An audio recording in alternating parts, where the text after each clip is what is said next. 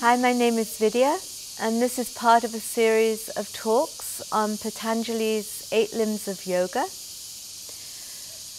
We're talking about the second limb, which is niyamas, observances, and the second niyama, which is Santosa, contentment.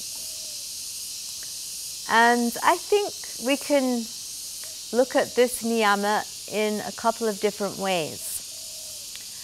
One way, the first way, is just to practice contentment, to actually be content with who we are, where we're at, what we have.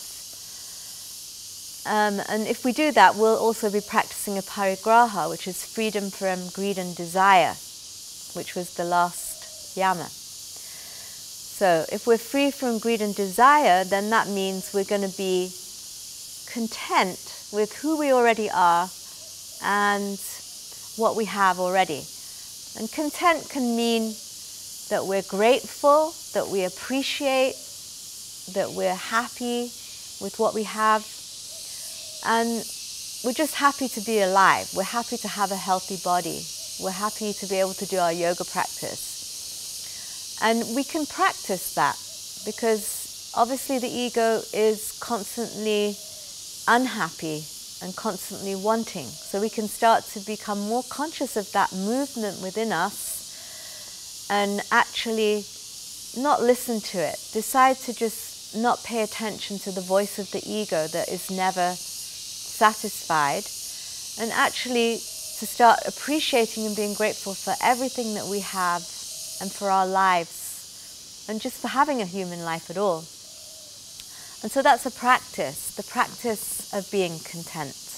And that's something we can all work towards. But I also feel that contentment points to our true nature as well. So when you strip away the ego, or when the ego falls away, sometimes just by grace, the veils of the ego fall away, and we feel very aligned with the true self.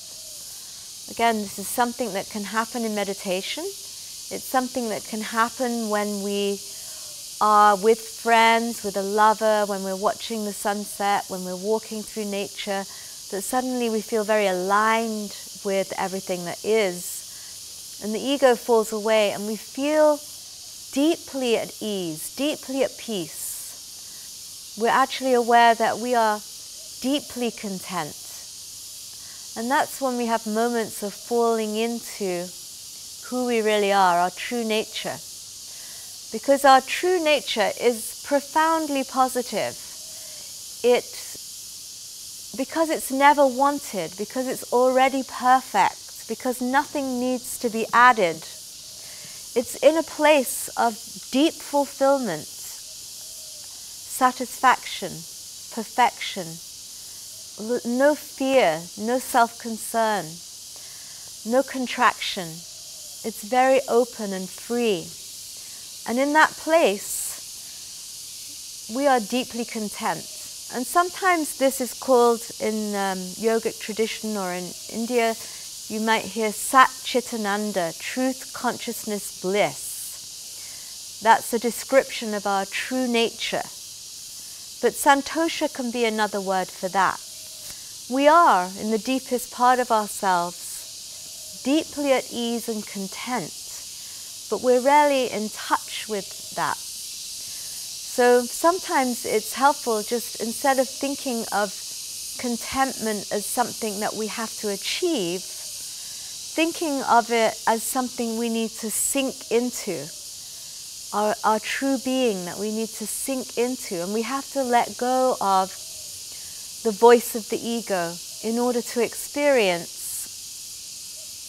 our true nature. So sometimes I think the practice of Santosa is actually rejecting the voice of the ego, but not pushing it away, which sounds a little violent, not rejecting it in a frustrated way. But when we constantly see the arising of ego and we become more vigilant about it, we see the unhappiness of the ego, the constant complaining of the ego, the fear of the ego, the contraction of it. and we start to label it. And then we actually have the ability just to not pay attention to it.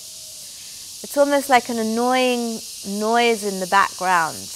If you focus on it, it could get louder and louder and become more and more annoying.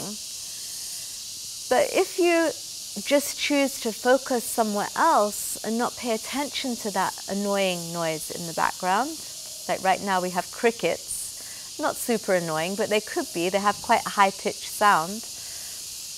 If you're focusing on something else, that sound falls into the background and it becomes unproblematic. So in the same way, we can allow the voice of the ego, which probably is not going anywhere, since we're human and we have an ego, that voice of the ego is probably always going to be there. So instead of choosing to listen to it, we just want to see it for what it is and consciously choose to let go of it. And when we do that, we come back to our true nature. We come back to the deep perfection of the present moment, in which nothing is ever wrong. And so I feel sometimes the practice of Santosa is more about being vigilant about the voice of the ego and choosing to let go of it, and then coming home to that place where we're always at peace and deeply content. So it's a beautiful practice. And I actually called my own house Casa Santosa because that's the place I want to live. Thank you for listening. Namaste.